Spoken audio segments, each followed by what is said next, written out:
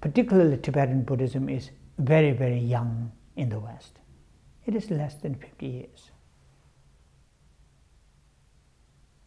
I mean, yes, there were some Tibetan texts were translated in German, in French, also in Tibet, in English. But as a really establishing Tibetan Buddhist centers, study programs, it is very, very recent phenomena. When I first came here to London, and I thought, okay, now I'm the resident teacher, I need to set up a structured study course. And when I explore, there were very, very few. Entire Europe, there was only one in German. In Hamburg, in Hamburg, there's a Geshe Toden Ngawang. He had structured quite a nice study program. Otherwise, there wasn't a single, study program. So I was a little bit shocked. So that is the indication.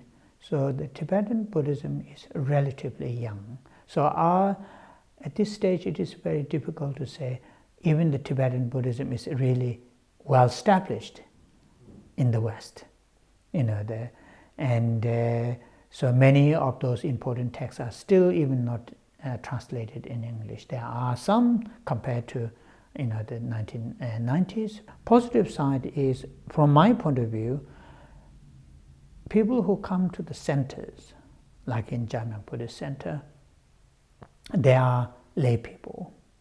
They have their own ordinary life, married, single, children, job commitments, family commitments, but still they come to the center week after week, month after month, year after year to study, the Buddhism, meditate, join retreat. And there are, I'm not saying huge number, but there are people who have done very, very well in that lifestyle. And I think in the future, if the trend continues in this way, in the future, the survival of Buddhism is in a quite good shape, I would say. Because why I'm saying this is that Buddhism is taken within the lay community, within the general community. It is not isolated in a small specialist lifestyle like the monastery.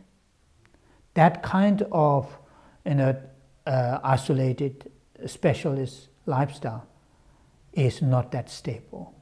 When the community change, when the society change, that will be wiped out within a few years, like what happened in the Tibet.